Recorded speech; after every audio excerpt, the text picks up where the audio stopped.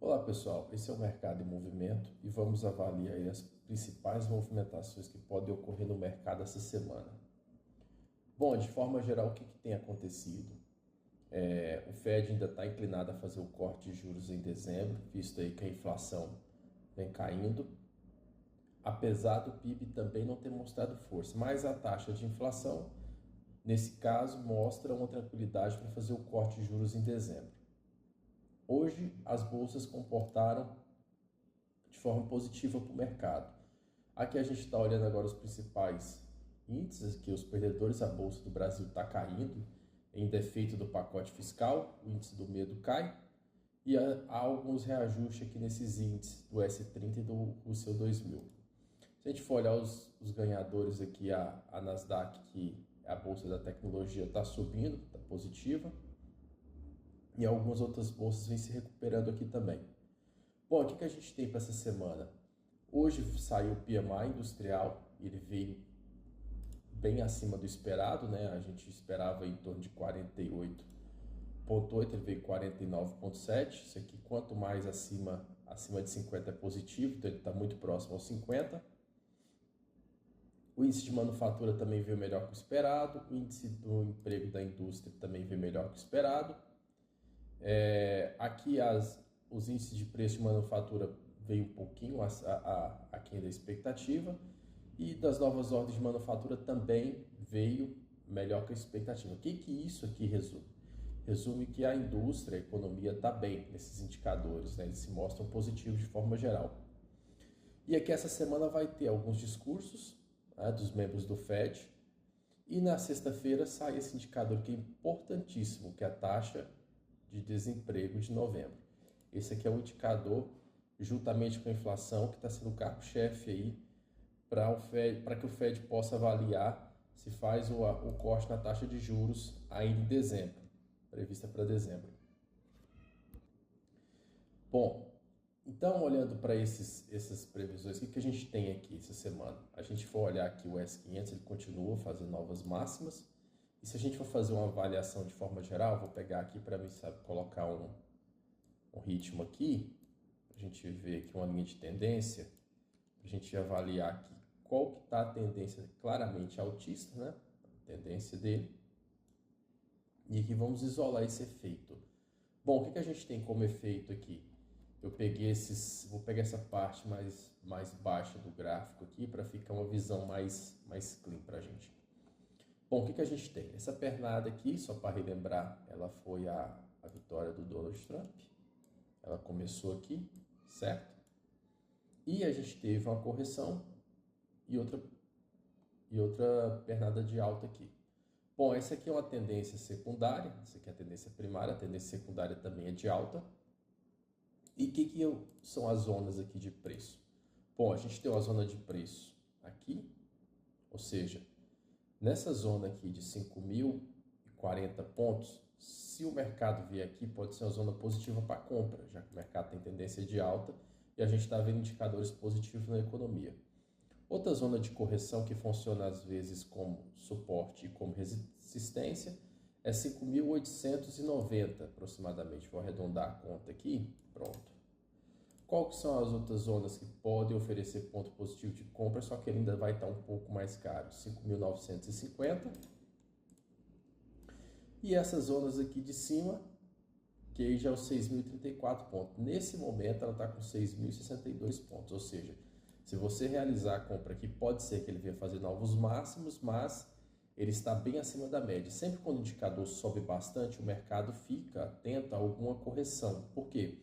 Quem comprou aqui e fez lucro com essa alta, ou seja, comprou aqui e acabou tendo um lucro positivo aqui, a qualquer notícia negativa ele tende a fazer o quê? Tende a realizar esses lucros, ou seja, vem aqui e vende o ativo, que fez $86 nesse exemplo. Então, ou seja, há um risco de queda aqui de 3%. O que são esses 3%? Basta 3 dias ruins de pregão, que é pouco possível agora, porque está no rally de Natal, tendência de alta, mas pode acontecer se a depender de quê? A depender dessas notícias que vieram aqui. Ou seja, esses discursos, por enquanto, parecem inclinados a estar fazendo o corte da taxa de juros em dezembro, tranquilamente. Contudo, esses indicadores aqui podem sinalizar novos movimentos para o mercado. O que pode acontecer?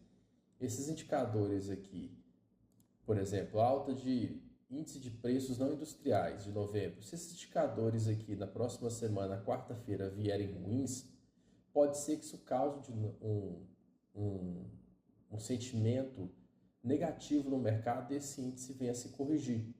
Vai sair também na quinta-feira a balança comercial e sexta-feira esse aqui é o principal indicador dessa semana, diria eu. Porque vai sair a taxa de emprego. Então a gente já tem uma inflação que está abaixo, uma taxa de emprego que se vier acima, provavelmente vai fazer novos recordes, esses indicadores dos Estados Unidos. Enquanto isso, o que a gente tem? Olhando aqui para trás, o ritmo da indústria está forte. Isso pode sinalizar que a gente tem aqui pontos positivos na sexta-feira, na taxa de crescimento do emprego. Bom, então o que pode acontecer, tá? Caso esse indicador ele venha fazer correções e caia até essas zonas, pode ser oportunidade de compra. Por quê? Porque o indicador está na tendência de alta, de forma geral, está na tendência de alta. E a expectativa é que a economia está crescendo. Os indicadores mostram o crescimento positivo da economia, mesmo com o PIB um pouco menor, contudo a inflação está controlada. Então, nesse momento, a gente acredita que há sim espaço para fazer o corte de juros em dezembro. Isso vai fazer com que o mercado se valorize e se aprecie ainda mais. Bom, enquanto isso, a gente pode olhar já aqui, fazer um overview aqui das matérias-primas. Vamos falar das matérias-primas, as commodities. Praticamente aqui a gente destaca o café, que vem corrigindo. O café também subiu bastante, está sofrendo uma correção. E olhando aqui para a questão nacional, a Bolsa Brasileira, se a gente avaliar aqui, vamos ver aqui o real também.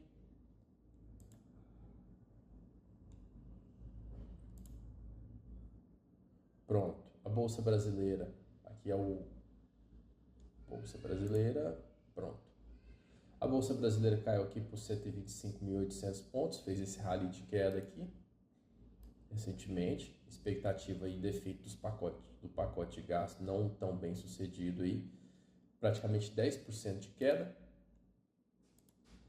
E o real, enquanto isso, está perdendo valor. O dólar chegou a bater aqui hoje por volta de 6,12, 6,11, corrigiu e agora está na faixa de 6,05 aproximadamente, 6,04. Esse gap aqui foi praticamente o preço disparando depois que o pacote de gastos não atendeu bem a expectativa. Na verdade, tornou-se um pacote raso, que quanto precificado não atingia o número que o governo colocou. O governo esperava um valor de corte de gastos bem relevante. E quando os especialistas calcularam, viu que ele era aquém e basicamente tinha correlacionado aí aumento de impostos. Bom, é isso que a gente espera, fazendo aqui, passando pelo indicador. Esse aqui é o principal indicador da economia para você que não conhece, o S500, o Standard & Poor's.